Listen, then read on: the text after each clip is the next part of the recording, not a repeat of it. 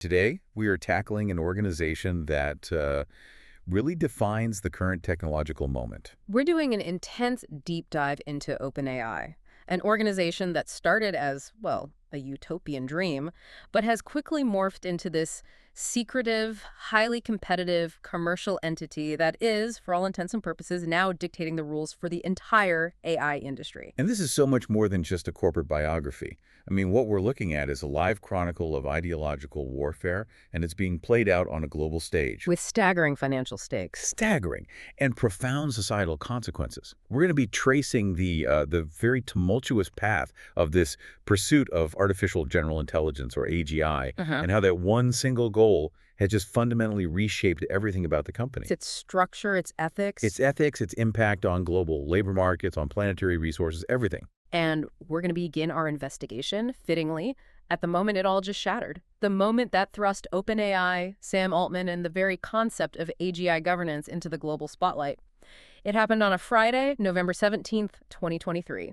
You know, just before the weekend, chaos was supposed to kick in. Yeah, and it all started with this incredibly tense, very scripted Google Meet call. A Google Meet call. It was basically the detonation of years of simmering internal conflict. So CEO Sam Altman, he logs on around noon Pacific time. He's probably expecting, a standard board check-in. Right. Instead, he finds himself staring at 4 of his 5 board members. And it's the chief scientist, Ilya Sutskever, who delivers the news. And Sutskever is this fascinating figure in the sources, right? He's described as a deep thinker, almost a mystic. Yeah, a mystic who apparently sometimes wore shirts with, cuddly animals on them. Very unusual character. Yeah. And he's the one who delivers this short, brutal message. Altman was fired. And the chaos that followed was just instantaneous. This wasn't a quiet transition of power. Oh, no. It was a public execution. Sutskever posts this very succinct announcement in the company's Slack. And then? Then, a virtual all-hands meeting is scheduled for just 2 hours later. And employees, they describe those 2 hours as just an agonizing vacuum. No information, just pure panic. The stakes immediately became intensely personal for every single person who worked there. Existentially personal. The sources paint this picture of utter panic because everyone's first thought was about their equity. Their stock. Their stock. For many of these high-level researchers, their entire life savings were wrapped up in the company's valuation. We're hearing anecdotes of employees just breaking down. Wow. One source recounts a person at a party, they hear the news on their phone, and they actually start to cry. Just right there, over the thought of losing all their vested stock. Because the governance structure, the fact that this nonprofit board could control the for-profit arm, had suddenly made billions of dollars of paper wealth feel completely vulnerable. Exactly. It wasn't real until it was. And suddenly, it might not be. So the day after the firing, the counteroffensive begins. It does. Dozens of employees, including really key senior people like Greg Brockman, Pachoki, Sidor, and Modry, they all converge on Altman's mansion. Which is, what, a $27 million mansion in San Francisco? That's the one. And their discussions, they weren't about, how do we fix OpenAI? They pivoted almost immediately to either reforming the company outside the board's control. Or just starting a whole new venture. A whole new venture that they would all join. The instability was immediate and it was palpable. This is where you see the coordinated pressure campaign really take shape. It's an incredible display of the overwhelming power of Silicon Valley's network. All the key players across the valley, Microsoft, other huge investors, they publicly and very aggressively side with Altman. And the sources reveal the playbook was pretty clear. If the board's decision wasn't reversed, and instantly, the threat was 1, mass employee resignations. Okay. 2, the immediate withholding of access to the Microsoft computing infrastructure. Which OpenAI absolutely relied on. Couldn't function without it. And 3, the filing of just crippling lawsuits by investors.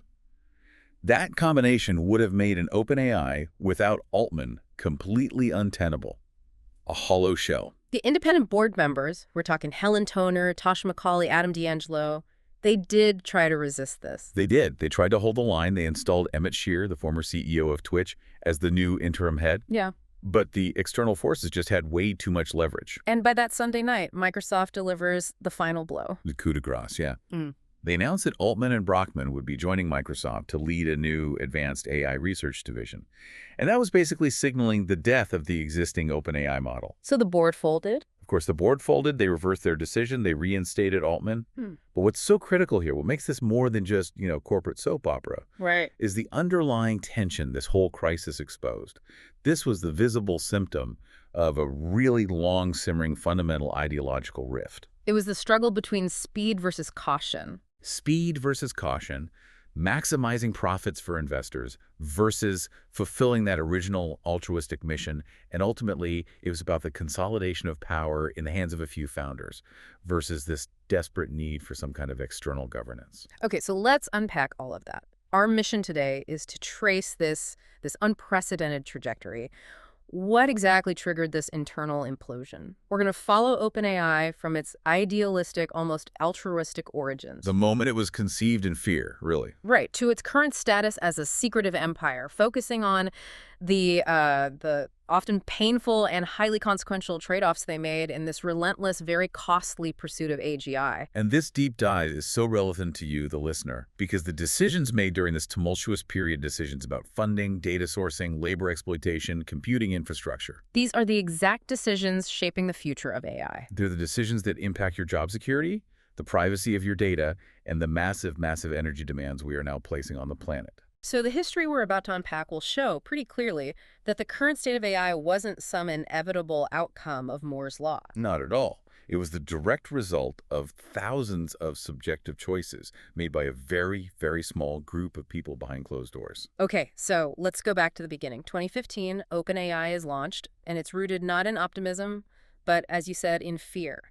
An ideological panic about centralized, profit-driven AGI. That is the absolute key starting point. Sam Altman and Elon Musk, they were genuinely deeply concerned about what would happen if powerful AI were controlled by a single profit-motivated corporation. And the trigger was Google. The immediate trigger was Google buying DeepMind a couple of years earlier. Mm-hmm. Musk was famously, apocalyptic about this. He worried that if a hypothetical AGI were just given the objective to maximize shareholder profits, it could lead to globally catastrophic outcomes. He had that dark joke about it. He did. He joked that AGI murdering all competing AI researchers might be its very first move. Which is a stark, almost cartoonishly menacing image, but it really captures the existential anxiety they were feeling. It does. So to combat this corporate threat, Altman emails Musk in May of 2015. He proposes what he calls a Manhattan Project for AI. And the goal was to build a nonprofit, something specifically designed to ensure AGI development was done by someone other than Google. With the promise that the technology would be developed openly and would, in their words, help humanity win. The ideal was that this tech would belong to the world, totally free from commercial pressure. But an altruistic vision needs capital. And more than that, it needs top-tier talent. Which meant competing directly with the lavish salaries and, the golden handcuffs and immense resources of companies like Google and Meta. So how do you attract those minds? You hold a very fancy dinner. The key recruiting event was held at the upscale Rosewood Hotel, where researchers like Ilya Sutskever and Greg Brockman were courted. And everyone at that dinner agreed the core bottleneck was purely financial. How do you get the best researchers to leave the security of the tech giants? Exactly. It required immense sustained funding. But that idealistic nonprofit model was just fundamentally incompatible with the technical reality of building AGI, especially once this idea of scaling really took hold. You needed billions, not millions. And the idealism eroded remarkably quickly. It starts with Musk's departure in early 2018. Right, and the sources suggest this rift was really the first major internal sign that the project was, well, maybe less about universal altruism and more about personal ambition. Because Musk leaves after failing to install himself as CEO. He sees the project as one of ego rather than genuine public benefit. But crucially, the loss of the primary backer, who had promised massive funding. It created this immediate and significant financial uncertainty. An uncertainty that the nonprofit model just couldn't withstand. So the idealistic visionary leaves, and suddenly the nonprofit is hemorrhaging cash. How do you square that circle, needing billions while trying to save humanity from corporate control? This is where the organization makes its most pivotal and highly controversial pivot to commerce. This is the capped profit structure. Right. To plug that gaping financial hole while, pretending to hold on to the original mission, Altman creates this incredibly unusual legal and philosophical arrangement. He creates a for-profit arm, OpenAI LP. And it's legally nested entirely within the original nonprofit foundation. This structure was designed to raise massive amounts of capital. We're talking tens of billions, and provide returns to investors. But there's a huge paradox baked right into that. A massive one. The returns were supposed to be capped, sometimes at like 100 times the initial investment. The idea was to ensure the original beneficial mission still took precedence over endless profit maximization. But the moment you introduce a 100x cap, You've institutionalized the idea that altruism can only be achieved if you first become unimaginably rich. it's a total reversal of the original nonprofit ethos. Completely. They needed to promise obscene wealth to stop the competition from achieving it first. And this structure immediately attracted its largest funder, a deal that really changed everything. July 2019. OpenAI announces a massive $1 billion investment from Microsoft. A company that, ironically, embodies the very centralized corporate power that Musk and Altman were so afraid of in the first place. The irony is rich, isn't it? And this infusion of capital, it accelerated the technology exponentially. It allowed them to really participate in the compute race, which we'll get into. But it also cemented the perception that OpenAI had become a nonprofit in name only. And that shift was influential far beyond their own organization. Oh, absolutely. Yeah. It effectively shifted the entire industry norm away from open academic research and toward this highly competitive, secretive development, justifying all the secrecy by promising future safety. The shift to a commercial structure was dictated by the need for money. But that need for money was dictated by a core technical hypothesis that required almost limitless resources. And this was championed by chief scientist Ilya Sutskever. The paradigm of scaling. The paradigm of scaling. What's fascinating here is the almost religious, unwavering faith in this idea of connectionism. Which is the idea that artificial nodes in a neural network are basically good enough approximations of real neurons. Exactly. And therefore, AGI isn't a challenge of invention.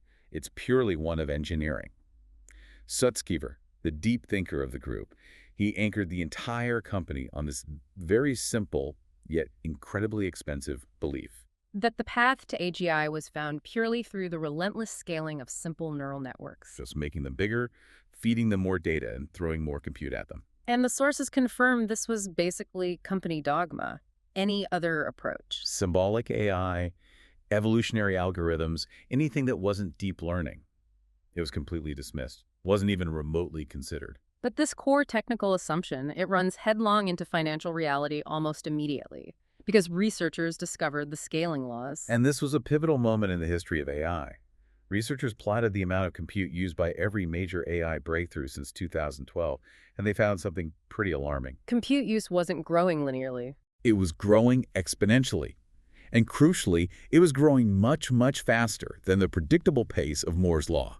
So where the number of transistors on a chip doubled every 2 years. The amount of compute needed for a breakthrough was doubling every few months. Which means? It means the price tag for the next generation of AI would be exponentially more expensive than the last. This exponential growth meant that raising the necessary capital annually became completely impossible under the original donation-driven nonprofit structure. So it validated the push for the for-profit arm. It was the ultimate justification. Only the promise of massive, even if capped returns, could entice investors willing to throw billions at this escalating compute demand. This scaling doctrine also created some immediate and pretty severe safety dilemmas. Let's look at GPT-2 back in 2019. Right. GPT-2 was the first model that truly shocked people. It was the first one to produce what they called lengthy and coherent enough prose without sounding like, a word salad. But when they tested it, they found that when you fed it a simple prompt, it could quickly, incredibly veer into conspiracy theories, deeply hateful content, or neo-Nazi propaganda. And this sparked a massive internal debate. A huge debate about what they termed information hazard. The risk that bad actors could immediately weaponize this technology for mass disinformation and social manipulation. And ultimately, the safety researchers, people like Dario Amodei and Jack Clark, they convinced the leadership to take a drastic, unprecedented step. They decided to withhold the full 1.5 billion parameter model. They intentionally went against the academic open culture norm of the time. Arguing they needed to set an ethical precedent. Exactly, a precedent against the potential for widespread misuse. And that strategic decision, that voluntary restraint, it was a massive policy payoff for the company. How so? Well, policymakers in Washington, D.C., who were watching all these developments very nervously, they appreciated OpenAI's self-imposed caution. This gained the company invaluable trust and influence in Congress and other regulatory circles. It positioned them as the responsible player in AI. But then the next step, GPT-3, required an even more aggressive, almost reckless approach to getting data. To feed the scaling beast, they needed an unprecedented amount of text. That's right. The training set for GPT-3 just ballooned. It included a massive broad scrape of Reddit links, the entirety of English-language Wikipedia, and a highly consequential dataset known internally as Books 2. And sources with knowledge of that dataset confirmed it contained published books that were ripped directly from where? From Library Genesis, which is an online shadow repository known for torrented books and scholarly articles. It's essentially a massive pirate digital library. And that aggressive, no-holds-barred data extraction is now coming back to haunt them legally and ethically. Absolutely. This aggressive scraping is at the heart of a major lawsuit filed by the Authors Guild and 17 prominent authors, people like George R.R. Martin and Jodi Picoult, alleging mass copyright infringement. And even though OpenAI later claimed to have deleted those datasets. After the training of GPT 3.5, yeah. But the precedent for extraction was set. It established that when you're faced with this exponential compute hunger, intellectual property rights and ethical sourcing are, well, they're secondary to the need for data scale. So how did the executives justify this constant acceleration and all these risky behaviors? They used what we can call the inevitability card. This was a pervasive internal logic, and it was simple. AGI is coming, it is inevitable, and if we, OpenAI, don't build the most powerful, potentially risky models, Somebody else will. somebody else will. Yeah. And that somebody else might be less responsible. And this logic was used to justify nearly all risky behaviors. Almost all of them. The argument was that the experience gained in building these powerful systems was necessary to prepare for the inevitable AI apocalypse, and that overrode any present-day safety or ethical concerns. But wait a second, didn't they choose to withhold GPT-2 for exactly those safety reasons? If they were willing to pause progress then, why did the inevitability argument suddenly become this ironclad law later on? That is an excellent point. Wasn't it more of a strategic justification for acceleration rather than some kind of technical truth? It was absolutely a strategic justification. The sources strongly suggest that once the Microsoft capital was injected and the competitive heat from Google and DeepMind really intensified, the inevitability argument became this incredibly powerful tool to silence dissenters. It shifted the debate. It shifted the debate from should we do this to how fast can we do this before the other guy. It allowed them to frame their ambition not as a competitive drive for corporate power, but as a necessary moral duty to humanity. It's stunning how quickly we go from discussing abstract code and governance to discussing these staggering, tangible, physical costs. What often gets lost is that the scaling paradigm necessitated a compute race that demands vast amounts of real-world resources. That is the crux of the issue. Yeah. OpenAI's strategy, driven by those exponential scaling laws, was defined entirely by its ever-growing hunger for computational power and the capital needed to get it. And Altman and Microsoft, they didn't just invest. They designed a sequence of increasingly massive physical supercomputers. Referred to internally as phases. Phase 1 powered GPT-3. Phase 2, which trained GPT-4, was already much, much larger. And the future ambitions are almost science fiction, but they're very real corporate plans. I mean, Altman just casually floated the idea of a $100 billion supercomputer for Phase 5. $100 billion. To put that in perspective for you, the most expensive hyperscale data centers at the time, they hovered around $1 to $2 billion. We're talking about an order of magnitude increase that is almost impossible to comprehend. And this massive ambition underpins every single decision they make. From where they locate their data centers to how they structure their agreements with power companies, everything. The sheer scale of these deep learning models creates an explosion in demand for energy and physical resources. And it's impacting communities in ways people rarely associate with digital tech. Tell me about the water wars in Iowa.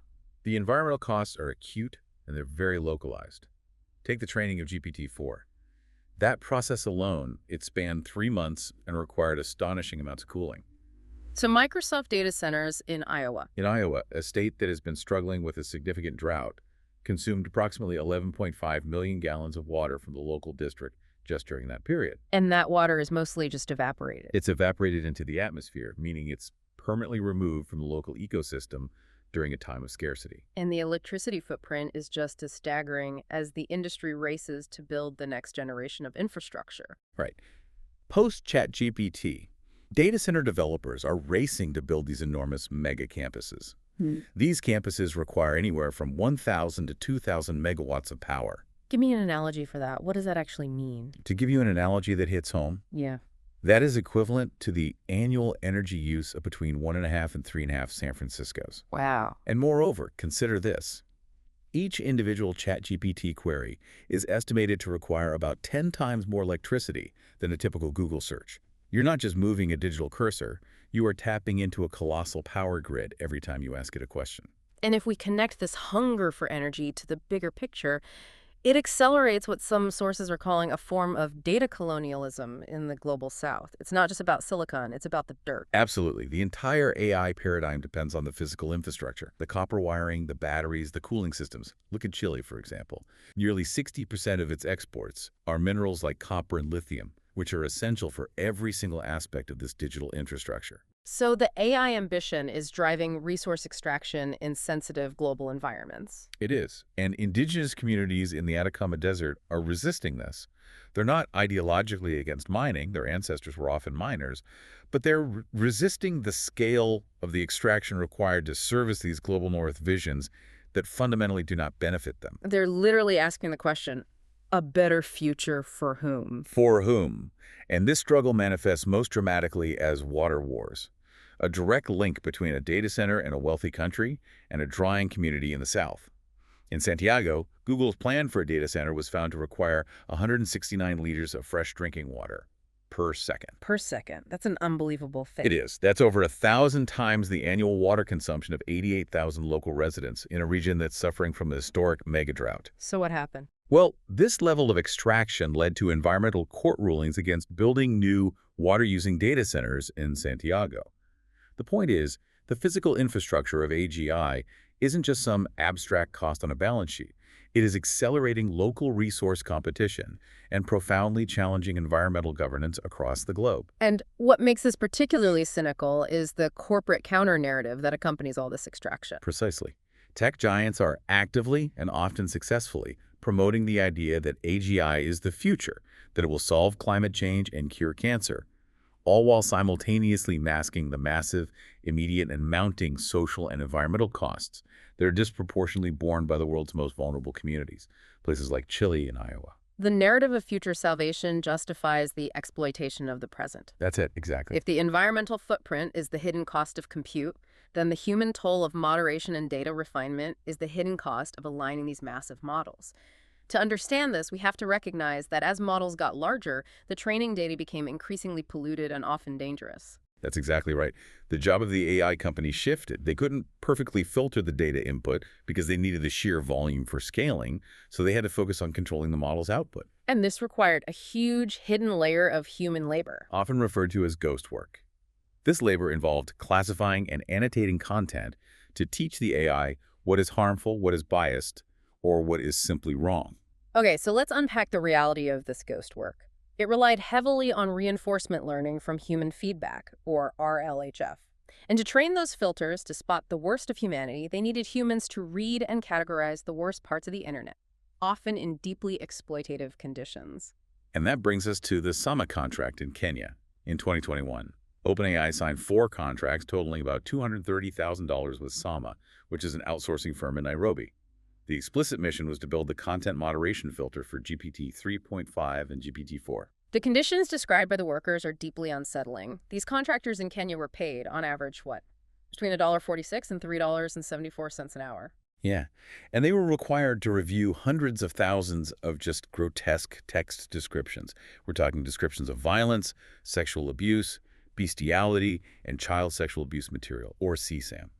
All to categorize the severity of the content and teach the models what not to say. The psychological toll must have been extreme. It was.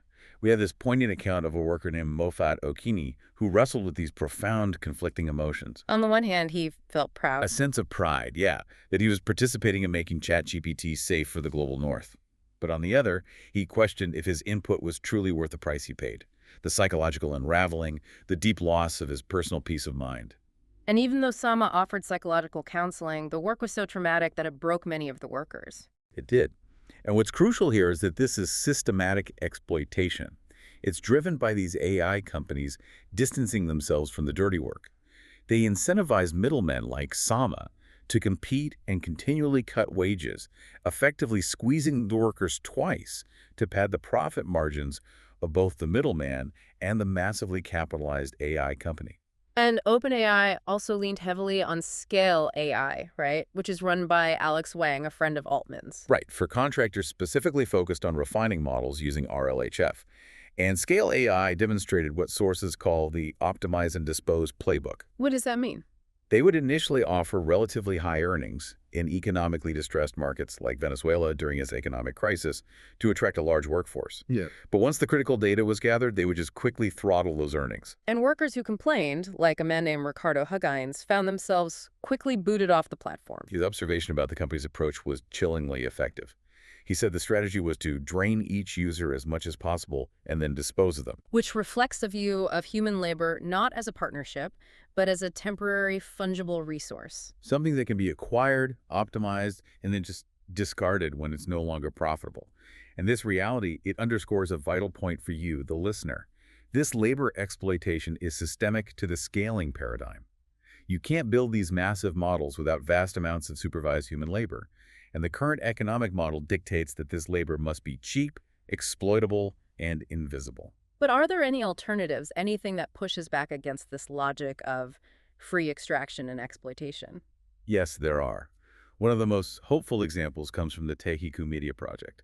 It's led by a Maori and Native Hawaiian couple, and they demonstrated an approach centered on the principle of Kaitiakatunga, Which means guardianship. guardianship. They focused on collecting and annotating data with community consent, ensuring sovereignty over their own language data.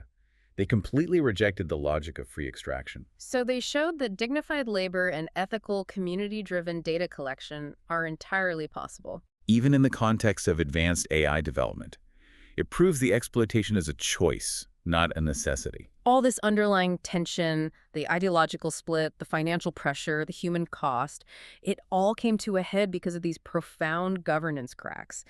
And they seem to be fundamentally rooted in Sam Altman's leadership style. His career is marked by this powerful duality.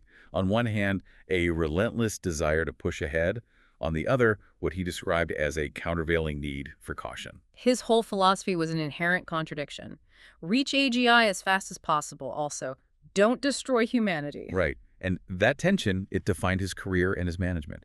Altman is known for this intense ambition. He wants not just to build AGI, but to write the rules for the entire technological ecosystem. But sources also note he struggled greatly with anxiety. Yeah, an interesting detail. He apparently would convince himself at different times that he had serious life-threatening illnesses like meningitis or lymphoma from just a simple headache. So you have this unusual blend of almost Napoleonic ambition and this deep-seated personal anxiety. And it made his management style highly effective for mobilization, but deeply unpredictable for the board. The most serious internal rift, the one that broke the organization, it centered on persistent allegations of manipulation. Tell me about the Amode siblings. Dario and Daniela Amade. They were key researchers, and they accused Altman of what they termed gaslighting and psychological abuse. What does that mean in this context? They felt he had a consistent pattern of maneuvering key, massive decisions, like the sudden accelerated Microsoft deal and the deployment of GPT-3, so that they were presented as foregone conclusions. He allegedly manipulated dissenters into believing they had a real say in the decision-making process. Until it was functionally too late to change course. And this manipulation and acceleration led directly to what they called the divorce in 2020. Indeed. Dario and Daniela Amade, along with several other key safety researchers, they cleaved off to form their own AI lab, Anthropic. Their primary motivation was this deep structural concern over Altman's accelerating breakneck path to AGI. They felt the original safety-first premise had been abandoned. Abandoned in favor of speed and profit. And that rift proved that the ideological struggle was just irreconcilable. The safety focus continued to struggle, even within OpenAI's remaining structure. Chief scientist Sutskever, he pivots after GPT-4, right? Shifting his focus from capabilities to alignment. He does. He co-led the super alignment team, what Altman called an alignment Manhattan project that committed 20% of their immense compute resources. But even that focused effort failed. It did. By May 2024, both Sutskever and his co-lead, Jan Leik, they resigned. They cited systemic failures and the prioritization of product speed over safety scrutiny. And this led to the rapid dissolution of the entire superalignment team. A staff exodus. And it profoundly weakened internal safety influence and proved to the external world that the internal governance structure could not hold speed in check. The governance cracks widened dramatically in the period leading up to the November crisis. The independent board members, Toner, Macaulay, and D'Angelo, they grew increasingly concerned about Altman's maneuvering and his lack of transparency, especially around his personal dealings. Right, and a major finding that really alarmed the board was the discovery surrounding the OpenAI startup fund. What about it? The board members learned that Altman legally owned this fund, and this fund provided preferential access to OpenAI's highly prized technology and product roadmap for its investors. But crucially, the fund was not owned by OpenAI itself. Not by the nonprofit mission-driven organization, no. And what was the significance of that arrangement? It was a clear consolidation of personal power and influence, completely outside of the nonprofit's mandate. It meant Altman had a vehicle that leveraged the company's most valuable asset, its technology access, for personal gain and strategic control. And all of it was operating entirely beyond the fiduciary oversight of the board, tasked with ensuring the altruistic mission came first. The final triggers for the November coup were highly sensitive and personal. They were. Our sources indicate that both Sutskever and the CTO, Mira Murati, they separately approached board member Helen Toner, and they echoed serious, specific concerns about Altman's patterns of deceit, manipulation, and lack of transparency. And Sutskever explicitly called this behavior a different kind of a safety issue. He did.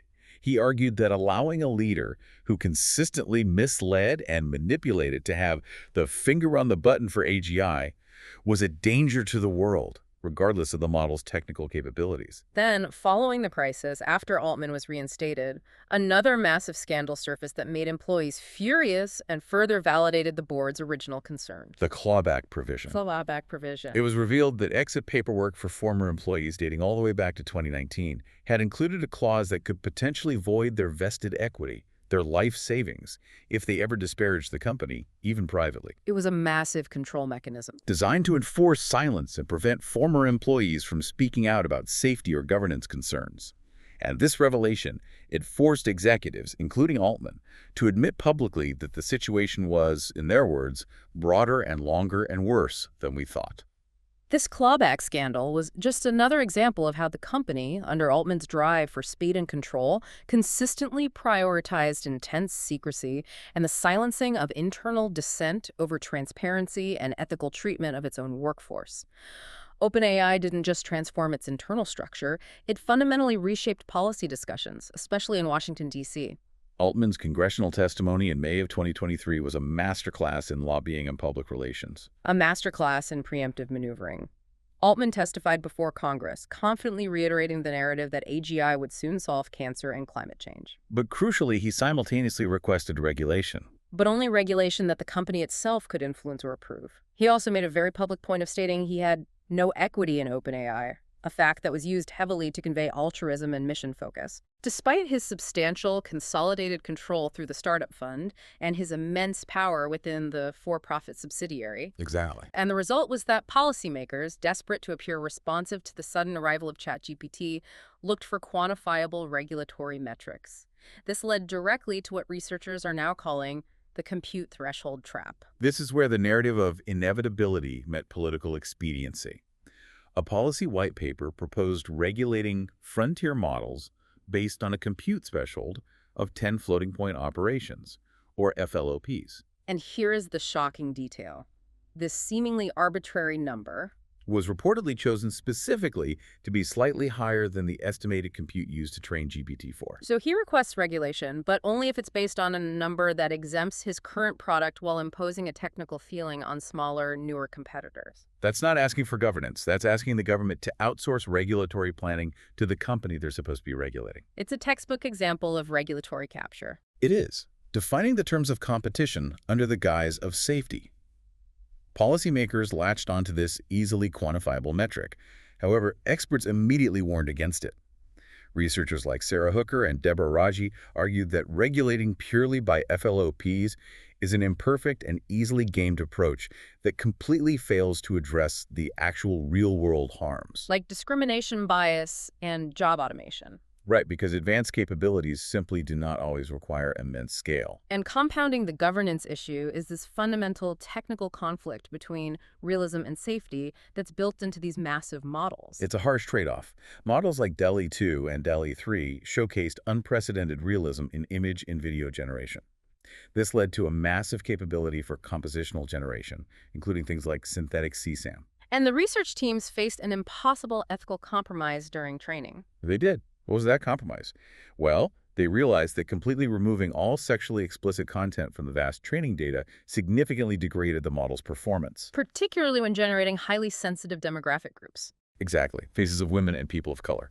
This is because a disproportionately large share of online content depicting these groups is already sexually explicit, So they were forced to leave some sexual content in the training data. demonstrating that prioritizing the commercial capability, the realism, forced an unavoidable ethical decision that prioritized function over absolute safety. And despite these massive accelerating investments in scaling and alignment, let's not forget the basic functionality issue, the hallucination problem. It remains endemic. Despite massive efforts like RLHF, neural networks fundamentally traffic in fuzzy probabilities, statistical likelihoods, and patterns, not deterministic, verifiable facts. And internal testing of GPT-4 Showed that the model still hallucinated on roughly 30% of fact-based questions.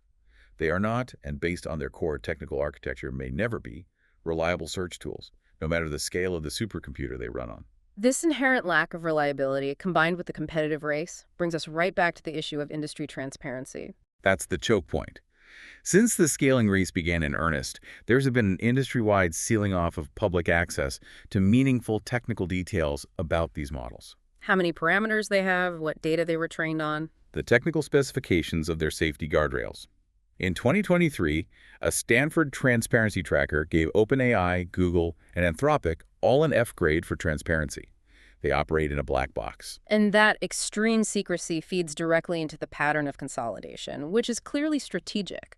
Altman, famously, is fond of paraphrasing Napoleon Bonaparte on human psychology and consolidating power. And that tells you everything you need to know about the final trajectory.